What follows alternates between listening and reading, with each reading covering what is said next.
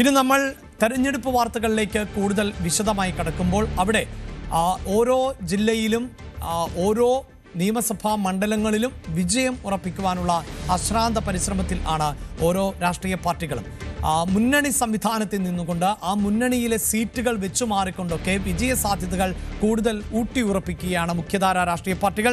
അങ്ങനെ പരിശോധിക്കുമ്പോൾ നമ്മൾ ഇന്ന് പോകുന്നത് പട്ടാമ്പി നിയമസഭാ മണ്ഡലത്തിലേക്കാണ്. പട്ടാമ്പി നിയമസഭാ മണ്ഡലത്തെ മാറ്റി ലീഗിന് നൽകുവാനുള്ള ഒരു തീരുമാനത്തിലേക്ക് കോൺഗ്രസ് എത്തിയിരിക്കുന്നു എന്നുള്ളതാണ്. കോങ്ങാടും പട്ടാമ്പിയും തമ്മിൽ വെച്ചുമാറുക എന്ന ഒരു തീരുമാനത്തിലേക്കാണ് കോൺഗ്രസ് എത്തിയിട്ടുള്ളത്. നമ്മൾ ആദ്യം പരിശോധിക്കുന്നത് ഈ വാർത്തയിൽ കോൺഗ്രസിനകത്ത് തന്നെ ഉണ്ടാകുന്ന അഭിപ്രായ ഭിന്നതയെ കുറിച്ചുള്ള റിപ്പോർട്ടിലേക്കാണ്. അതായത് നിലവിൽ ഈ പട്ടാമ്പി എന്ന മണ്ഡലം വെച്ചു മാറുന്നതിൽ കോൺഗ്രസിൽ തന്നെ അമർഷമുണ്ട് എന്നതാണ് എടുത്തു പറയേണ്ടത്. അതായത് പട്ടാമ്പി നിയമസഭാ മണ്ഡലത്തിന് കീഴിൽ വരുന്ന കോൺഗ്രസ് നേതൃത്വത്തിന് അതോടൊപ്പം തന്നെ ജില്ലാ നേതൃത്വത്തിന് തന്നെ ഇതിൽ വ്യത്യസ്തമായ അഭിപ്രായമുണ്ട് എന്ന് നമുക്ക് മനസ്സിലാക്കാൻ സാധിക്കുന്നു. ഇത്തവണ കൈപ്പത്തി ചിഹ്നത്തെ, അതായത് കോൺഗ്രസിന്റെ ചിഹ്നത്തിൽ തന്നെ ഒരാൾ പട്ടാമ്പിയിൽ നിന്ന് മത്സരിക്കുകയാണ് എങ്കിൽ അവിടെ വിജയിക്കാൻ സാധിക്കും എന്ന ഒരു പൊതു പ്രതീക്ഷയാണ് പട്ടാമ്പിയിൽ ഉള്ളത് എന്നതാണ് നമുക്ക് മനസ്സിലാക്കാൻ സാധിക്കുന്നത്. നമ്മൾ ആ ഡേറ്റ അടുത്ത കാർഡിലാണ് ഉൾപ്പെടുത്തിയിട്ടുള്ളത്.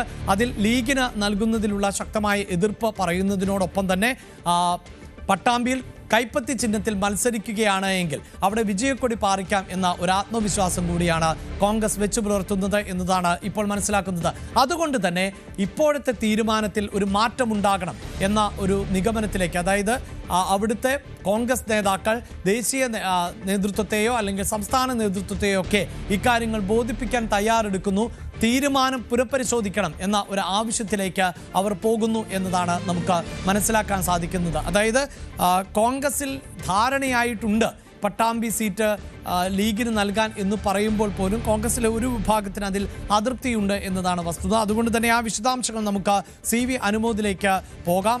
അനുമോദ്, ഇപ്പോഴത്തെ പശ്ചാത്തലത്തിൽ നമുക്ക് ആ മണ്ഡലത്തിൻ്റെ വിശദാംശങ്ങളിലേക്ക്, അവിടെ ലീഗിൻ്റെ സാധ്യത എന്ത് എന്നതിലേക്ക് വരുന്നതിന് മുമ്പ് ഈ തീരുമാനത്തിൽ കോൺഗ്രസിനകത്ത് തന്നെ അഭിപ്രായ ഭിന്നതയുണ്ടാകുകയാണല്ലോ. അത് കൃത്യമായി പരിഹരിക്കപ്പെട്ട് പോകാൻ കോൺഗ്രസിന് സാധിക്കും?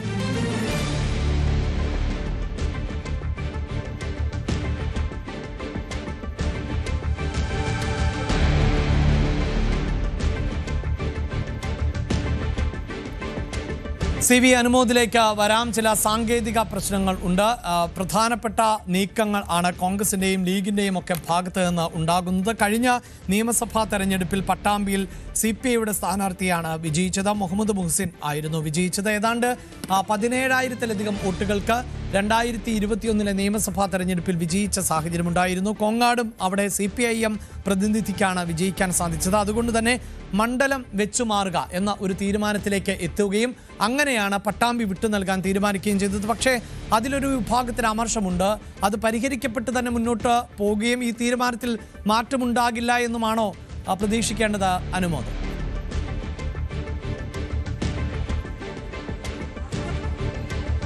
അഭിലാഷ് നേരത്തെ പറഞ്ഞതുപോലെ ലീഗിന്റെ ഒരു വലിയ ആവശ്യമാണ് പട്ടാമ്പി സീറ്റ് അവർക്ക് നൽകണം എന്നുള്ളത്. അത് CP മുഹമ്മദിന്റെ കൈവശമുണ്ടായിരുന്ന, അദ്ദേഹം വിജയിച്ചു വന്ന സീറ്റ് മുഹ്സിൻ വിജയിച്ചു വരാൻ തുടങ്ങിയതോടെ LDFന്റെ കൈവശം തന്നെയായി. അവരൊരു കുത്തക സീറ്റ് പോലെ ഇപ്പോൾ 3-ാം തവണയും അവിടെ വിജയിക്കുമെന്നൊരു കണക്കൂട്ടിൽ നിൽക്കുമ്പോഴാണ് ഈ മണ്ഡലം തിരിച്ചുപിടിക്കാൻ കോൺഗ്രസിന് സാധിക്കില്ല എന്ന് ലീഗ് അഭിപ്രായപ്പെടുകയും ലീഗ് ഈ ഒരു സീറ്റിനായിട്ട് ആവശ്യമായി രംഗത്ത് വരികയും ചെയ്തിരിക്കുന്നത്. രണ്ട് കാരണങ്ങളാണ്. ഒന്ന്, കോങ്ങാട് അവർക്ക് വിജയിച്ച് കയറാൻ കഴിയുന്ന സാഹചര്യമല്ല എന്ന് അവർ മനസ്സിലാക്കുന്നുണ്ട്. അതുകൊണ്ട് തന്നെ വിജയസാധ്യത കൂടുതലുള്ള ഒരു സീറ്റ് വേണമെന്ന അവരുടെ പ്രധാനപ്പെട്ട ആവശ്യം പട്ടാമ്പിയിലേക്ക് നീളുകയാണ്.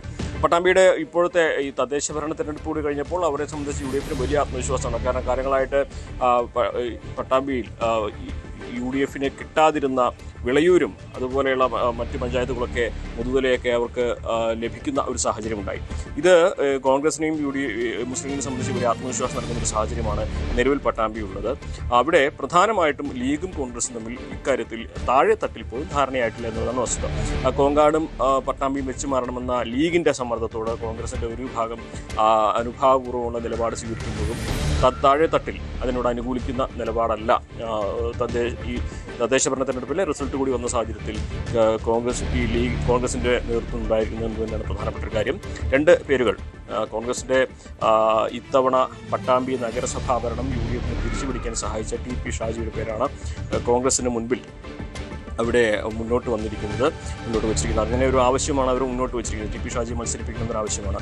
അതല്ലെങ്കിൽ ടി പി ഷാജി അല്ലെങ്കിൽ കഴിഞ്ഞ 5 വർഷമായിട്ട് അവിടെ നിന്ന് കഴിഞ്ഞ തവണ മത്സരിച്ച് പരാജയപ്പെട്ടിട്ടും മണ്ഡലത്തിൽ തുടർന്ന് 5 വർഷമായി പ്രവർത്തിച്ചുകൊണ്ടിരിക്കുന്ന റിയാസ് മുക്കോളി എന്ന യൂത്ത് കോൺഗ്രസിൻ്റെ മികച്ച നേതാവാണ് അവിടെ ഉള്ളത്. അദ്ദേഹം കഴിഞ്ഞ 5 വർഷമായിട്ട് അവിടുത്തെ താഴെത്തട്ടിലെ ഓരോ പ്രവർത്തനങ്ങളും സജീവമായിട്ട് പല സംഘടനകൾ ചർക്ക തുടങ്ങിയ കോൺഗ്രസിൻ്റെ ഭാഗമായിട്ടുള്ള പല സംഘടനകളുടെയും ഓരോ പഞ്ചായത്തുകളിലും സാന്നിധ്യം അറിയിച്ചുകൊണ്ടിരിക്കുകയാണ്. കുണ്ടോട് സ്വദേശി അദ്ദേഹം പട്ടാമ്പിയിലാണ് കഴിഞ്ഞ 5 വർഷമായിട്ട് താമസിക്കുന്നത്. അപ്പോഴങ്ങനെ എങ്ങനെയാണോ ഒരു മണ്ഡലത്തിൽ ശ്രദ്ധ കേന്ദ്രീകരിച്ച് പ്രവർത്തിച്ച് ആ ഒരു മണ്ഡലം പിടിച്ചെടുക്കാനുള്ള ശ്രമം നടത്തേണ്ടത് എന്നത് റിയാസ് മുക്കോളി കൃത്യമായിട്ട് പട്ടാമ്പിയിൽ പ്രായോഗിക തലത്തിൽ നടപ്പായിക്കൊണ്ടിരിക്കുന്ന ഘട്ടത്തിലാണ് ഇപ്പോൾ ഈ സീറ്റ് ലീഗിന് വേണം എന്നൊരാവശ്യം വരികയും ഒരു വിഭാഗം കോൺഗ്രസ് നേതാക്കൾ അതിനോട് അനുകൂലമായി നിൽക്കുകയും ചെയ്തിരിക്കുന്നത്. ഇതുതന്നെയാണ് കോൺഗ്രസിനെ സംബന്ധിച്ച് അവിടെ തലവേദനയാവുന്നത്. റിയാസ് മുക്കോളിയെ പോലെയുള്ള നല്ല ക്രെഡിബിലിറ്റിയുള്ള ഒരു നേതാവ് അവിടെ മണ്ഡലത്തിൽ മത്സരിച്ച് ഒരു തവണ പരാജയപ്പെട്ട് വീണ്ടും അവിടെ മത്സരിച്ച് വിജയിക്കാൻ കഴിയുമെന്ന ആത്മവിശ്വാസം പ്രകടിപ്പിച്ച് 5 വർഷമായിട്ട് സ്വന്തം നാട് വിട്ട് പട്ടാമ്പിയിൽ തന്നെ തങ്ങി താമസിച്ച് പ്രവർത്തിച്ച് അടിത്തറയുണ്ടാക്കി പ്രവർത്തിക്കുന്ന ഒരു ഘട്ടത്തിലാണ് ഇപ്പോൾ ഈ ഒരു സീറ്റ് കൈമാറ്റം എന്ന ആവശ്യം വന്നിരിക്കുന്നത്. സ്വാഭാവികമായിട്ടും കോൺഗ്രസിൽ വലിയ പ്രതിഷേധം ഇതിൽ ഉയരുന്നുണ്ട്. അതുപോലെ തന്നെ V4 പട്ടാമ്പിയുടെ ഭാഗത്തുനിന്നുണ്ടായിരുന്ന നേതാവായിരുന്ന ടി പി ഷാജി അദ്ദേഹം ഈ ഒരു ഘട്ടത്തിൽ ഇവിടെ എത്തുമ്പോൾ അദ്ദേഹത്തിന് പട്ടാമ്പി സീറ്റ് നൽകാമെന്നൊരു ഉറപ്പ് നൽകിയിരുന്നു എന്നാണ് പറയുന്നത്. അങ്ങനെ ആ ഒരു കാര്യവും ഇവിടെ ഉയർന്നു വരുന്നുണ്ട്. അങ്ങനെ കോൺഗ്രസിന് മുമ്പിൽ ഈ 2 കാര്യങ്ങൾ നിലനിൽക്കെയാണ് കോൺഗ്രസ് ഈ സീറ്റ് ലീഗിന് കൈമാറുന്നു എന്ന തരത്തിലേക്കുള്ള ചർച്ചകൾ വരുന്നതും കോൺഗ്രസിൽ ഒരു വിഭാഗം തന്നെ അതിനോട് അനുഭാവപൂർവമായ നിലപാട് എടുക്കുകയും ചെയ്തിരിക്കുന്നത്. അതുകൊണ്ട് തന്നെ കോൺഗ്രസും ലീഗും തമ്മിലുള്ള ഈ ഒരു താഴെത്തട്ടിലെ ഭിന്നത സ്വാഭാവികമായിട്ടും സീറ്റ് കൈമാറ്റം നടന്നാലും ലീഗിനെ സംബന്ധിച്ച് തലവേദന ഉണ്ടാക്കുന്ന സാഹചര്യം തന്നെ തീർക്കും. കാരണം പൂർണ്ണമായിട്ടും കോൺഗ്രസിൻ്റെ സമ്മതത്തോടെ അല്ലാതെ ഒരു സീറ്റ് കൈമാറ്റം നടന്നാൽ അവിടെ പ്രതീക്ഷിക്കുന്ന പോലെ വോട്ടുകൾ പെട്ടിയിൽ വീഴുമോ അതോ ഒരു അടിയൊഴുക്കുണ്ടാകുമോ എന്നൊന്നും പറയാൻ കഴിയാത്ത ഒരു സാഹചര്യം തന്നെയാണ് പട്ടാമ്പിയിലുള്ളത്. അതുകൊണ്ട് തന്നെ അന്തിമമായുള്ള തീരുമാനത്തിന് വേണ്ടി കോൺഗ്രസ് പ്രതീക്ഷയോടെ തന്നെ കോൺഗ്രസിലെ വലിയൊരു വിഭാഗം പ്രവർത്തകർ പ്രതീക്ഷയോടെ തന്നെ കാത്തിരിക്കുകയാണ്. അതായത് അനുമോദ്, ഇപ്പോൾ നമ്മൾ മനസ്സിലാക്കേണ്ടത് നേരത്തെ സൂചിപ്പിച്ചതുപോലെ പരാജയപ്പെട്ടു പോയി കഴിഞ്ഞ തെരഞ്ഞെടുപ്പിൽ സ്ഥാനാർത്ഥിയെങ്കിലും നമുക്കറിയാമല്ലോ, കഴിഞ്ഞ തെരഞ്ഞെടുപ്പിൻ്റെ ഒരു രാഷ്ട്രീയ പശ്ചാത്തലം അറിയാം. കോവിഡ് പ്രതിസന്ധിയിൽ എല്ലാവരും ബുദ്ധിമുട്ടിയിരുന്ന ഒരു സമയമാണ്. അവിടെ കിറ്റ് അടക്കം നൽകിയ കേരളത്തെ ചേർത്ത് പിടിച്ചു എന്നത് ഇടതുപക്ഷത്തിന് വലിയ നേട്ടമാകുന്നു. അങ്ങനെയാണ് ചരിത്രത്തിൽ ആദ്യമായി ഒരു ഇടത് സർക്കാരിൻ്റെ പിന്തുടർച്ച ഉണ്ടാകുന്നത്. അതുകൊണ്ട് തന്നെ ഒരു പക്ഷേ UDF അപ്രമാദിത്വം നേടാൻ പറ്റുമായിരുന്ന പലയിടങ്ങളിലും അട്ടിമറികൾ സംഭവിച്ചു എന്നതൊക്കെ നമ്മൾ ദർശിച്ചതുമാണ്. ഇവിടെ ഇതാ കൃത്യമായൊരു അനുകൂല തരംഗമുണ്ട് എന്ന് പൊതുവെ വിലയിരുത്തപ്പെടുന്ന രാഷ്ട്രീയ സാഹചര്യമാണ് ഉള്ളത്. പല ഇടതു കോട്ടകളിലും ഇത്തവണ വിള്ളലുണ്ടാകും എന്ന് പൊതുവെ നിരീക്ഷിക്കപ്പെടുന്നു. അപ്പോൾ അവിടെ ഇത്രയും ചിട്ടയായ പ്രവർത്തനങ്ങൾ കാഴ്ചവെച്ചിരുന്നിട്ടും എന്തുകൊണ്ടാണ് ഈ കോൺഗ്രസിനെ മാറ്റി നിർത്തുക, ലീഗിനെ അവിടെ നൽകുക എന്നൊരു സ്വാഭാവികമായ സംശയം അവർക്ക് ഉണ്ടാവുകയാണല്ലേ. അങ്ങനെ അപ്പോൾ ഈ പ്രാദേശിക നേതൃത്വത്തിൻ്റെ എതിർപ്പ് അതിനെ എന്തുകൊണ്ടാകാം സംസ്ഥാന നേതൃത്വം തള്ളിക്കളയുന്നത് എന്നതിൽ വ്യക്തതയുണ്ടോ അനുമോദം? തീർച്ചയായും അത് ലീഗിൻ്റെ സമ്മർദ്ദത്തിന് വലിയ ഒരു വില അല്ലെങ്കിൽ കൊടുക്കേണ്ടി വരുന്നു ഇവിടെ കോൺഗ്രസ് എന്നുള്ളതാണ് വസ്തുത. കാരണം ഇത് സംസ്ഥാന വ്യാപകമായിട്ട് ലീഗ് പലപ്പോഴും കോൺഗ്രസിന് വിട്ടുവീഴ്ച ചെയ്യുന്നു എന്നാണ് ലീഗിൻ്റെ അവകാശവാദം. പ്രത്യേകിച്ച് തെക്കൻ കേരളത്തിൽ അവരെവിടെ അവകാശവാദം ഉന്നയിക്കുന്നില്ല. ഇത്തവണ തദ്ദേശ തെരഞ്ഞെടുപ്പിൽ നല്ല നേട്ടം ഉണ്ടാക്കിയിട്ടും തെക്കൻ കേരളത്തിൽ ഞങ്ങൾ സമ്മർദ്ദം ചെലുത്തുന്നില്ല. മാത്രമല്ല വടക്കൻ കേരളത്തിൽ ഞങ്ങൾക്ക് വിജയിച്ച് കയറാവുന്ന പല സീറ്റുകളും ഞങ്ങൾ കോൺഗ്രസിന് വിട്ടുകൊടുത്തു കഴിഞ്ഞതാണ്. അതുകൊണ്ട് തന്നെ ഞങ്ങൾ മുന്നോട്ട് വയ്ക്കുന്ന ചെറിയ ആവശ്യങ്ങളിൽ ചിലത് അംഗീകരിച്ചേ തീരൂ എന്നൊരു സമ്മർദ്ദം ലീഗിൻ്റെ ഭാഗത്തുണ്ടാകുന്നുണ്ട് എന്നുള്ളത് തന്നെയാണ് വസ്തുത. അപ്പോൾ പൂർണ്ണമായിട്ടും UDF സംവിധാനത്തിൻ്റെ ഭാഗമായിട്ട് നിൽക്കുമ്പോൾ ലീഗിനെ വലിയ തോതിൽ ബുദ്ധിമുട്ടിലാക്കാതെ ഒപ്പം കൂട്ടി കൊണ്ടുപോകേണ്ടത് കോൺഗ്രസിൻ്റെ വലിയ ഉത്തരവാദിത്തമല്ല. കാരണം കോൺഗ്രസ്സാണ് UDF നയിക്കുന്നത് എന്നുകൊണ്ട് തന്നെ അങ്ങനെ ആ ഒരു നീക്കത്തിൻ്റെ ഭാഗമായിട്ടാണ് ഇപ്പോഴത്തെ ഈ ചർച്ചകൾ എന്നാണ് മനസ്സിലാക്കാൻ കഴിയുന്നത്. മാത്രമല്ല അങ്ങനെ ഈ പട്ടാമ്പി വിട്ടുകൊടുത്താൽ മറ്റ് പല സീറ്റുകളിലും ഉന്നയിക്കപ്പെടുന്ന അവകാശവാദങ്ങൾ ഒരു പക്ഷേ ഇല്ലാതാവുകയും ചെയ്യുമെന്ന ഒരു വിലയിരുത്തലും കോൺഗ്രസിനുണ്ട്. മാത്രമല്ല ലീഗിന് മേൽ പല സീറ്റുകളിൽ സമ്മർദ്ദം ചെലുത്താനും അവർക്ക് സാധിക്കും. കോങ്ങാടിൻ്റെ പകരമായിട്ട് പട്ടാമ്പി എന്ന് പറയുമ്പോഴും കോൺഗ്രസിനെ സംബന്ധിച്ച് കോങ്ങാടിനേക്കാൾ പ്രധാനമായിട്ട് അവർ കാണുന്നത് മറ്റൊരു സീറ്റാണ്, മറ്റൊരു ജില്ലയിൽ ഗുരുവായൂരാണ്, മറ്റൊന്നുള്ളത് തിരുവമ്പാടിയിലാണ്. അപ്പോൾ ഇങ്ങനെ മറ്റ് ജില്ലകളിലേക്ക് കൂടി ഈ ഒരു നീക്കുപോക്കിൻ്റെ ഭാഗമായിട്ട് അനുനയ ചർച്ചകളും സീറ്റ് വിഭജന മാറ്റ ചർച്ചകളൊക്കെ നടത്തുവാൻ കോൺഗ്രസിനെ സംബന്ധിച്ച് ലീഗിനെ സമ്മർദ്ദത്തിലാക്കാനും ഈ ഒരു നീക്കം കൊണ്ട് സാധിക്കും. സ്വാഭാവികമായിട്ടും ലീഗിനെ സംബന്ധിച്ച് അവരെ സംബന്ധിച്ച് പട്ടാമ്പി, പാലക്കാട് ജില്ലയിൽ വലിയ ഒരു വോട്ട് ഷെയർ ലീഗിനുണ്ട്. പട്ടാമ്പി, ചെർപ്പുളശ്ശേരി, അതുപോലെ ഇതിൻ്റെ പെരിന്തൽമണ്ണ അടുത്ത് കിടക്കുന്ന മേഖലകളിലൊക്കെ തന്നെ ലീഗിനെ സംബന്ധിച്ച് സാമാന്യം നല്ല വോട്ട് ബാങ്കുള്ള പഞ്ചായത്തുകളാണുള്ളത്. ആ മേഖലകൾ കേന്ദ്രീകരിച്ച് അവർക്ക് ഒരു നേട്ടമുണ്ടാക്കാൻ കഴിയുന്ന സാഹചര്യമുണ്ടെന്ന് ലീഗ് പറയുമ്പോൾ സ്വാഭാവികമായിട്ടും ആ ഒരു സമ്മർദ്ദത്തിന് കോൺഗ്രസ് വഴങ്ങിക്കൊടുക്കുന്ന സാഹചര്യം. മാത്രമല്ല ലീഗിനെ സംബന്ധിച്ച് അവരുടെ പ്രധാന നേതാക്കൾക്കൊന്നും പാലക്കാട് ജില്ലയിൽ മത്സരിക്കാൻ അവസരമില്ല എന്നുള്ളതാണ്. അവിടെ ആകെ എൻ ഷംസുദ്ദീന് മണ്ണാർക്കാട് ഒരു MLA മാത്രമാണ് ലീഗിനുള്ളത്. മറ്റു നേതാക്കൾ പാലക്കാട് ജില്ലയിലെ മറ്റ് ലീഗിൻ്റെ നേതാക്കളൊന്നും തന്നെ നിയമസഭാ തെരഞ്ഞെടുപ്പിൽ എവിടെയും മത്സരിച്ച് വിജയിക്കാൻ കഴിയുന്ന സാഹചര്യത്തിലല്ല ഉള്ളത്. അപ്പോൾ അങ്ങനെ ചില പേരുകൾ, തിരുവേപ്പുറ പഞ്ചായത്തിൻ്റെ മുൻ പ്രസിഡന്റായ MA സമദ്, അദ്ദേഹം യൂത്ത് ലീഗിൻ്റെ മുൻ സംസ്ഥാന ട്രഷററായിരുന്നു. മികച്ച പഞ്ചായത്തിൻ്റെ പല നേട്ടങ്ങളും സംസ്ഥാന സർക്കാരിൻ്റെയൊക്കെ അദ്ദേഹത്തിന് നേടിയതാണ്. അപ്പോൾ അദ്ദേഹത്തെ പോലെ ഒരു യുവ നേതാവിനെ മത്സരിപ്പിക്കാൻ മറ്റെവിടെയും സാധിച്ചിട്ടില്ല. അതുകൊണ്ട് ആ പേര്, MA സമദിൻ്റെ പേരൊക്കെ യൂത്ത് ലീഗിൻ്റെ തീർച്ചയായും MA സമദ് സൂചിപ്പിക്കുന്ന പോലെ തന്നെ MSFന്റെ മുൻ സംസ്ഥാന ജനറൽ സെക്രട്ടറിയാണ്, മുൻ സംസ്ഥാന യൂത്ത് ലീഗ് ട്രഷറർ ആണ്. കൂടാതെ പട്ടാമ്പി തിരുവേഗപ്പുറ പഞ്ചായത്തിലെ മുൻ പ്രസിഡന്റാണ്. സംസ്ഥാന തലത്തിൽ മികച്ച പഞ്ചായത്തിനുള്ള സംസ്ഥാന സർക്കാരിൻ്റെ അവാർഡ് ഈ സമദിൻ്റെ ഭരണസമിതിയാണ് നേടിയത് എന്നത് അവർ നേട്ടമായി ഉയർത്തിക്കാണിക്കുന്നുണ്ട്. കഴിഞ്ഞ നിയമസഭാ തെരഞ്ഞെടുപ്പിൽ സ്ഥാനാർത്ഥി പട്ടികയിൽ പെരിന്തൽമണ്ണയിൽ ഉണ്ടായിരുന്നു, ആ പേര് കൂടി ഉണ്ടായിരുന്നുവെങ്കിലും പ്രഖ്യാപന സമയത്ത് തഴയപ്പെട്ട ഒരു നേതാവ് കൂടിയാണ് സമദ്. അനുമോദ്, തുടരാം.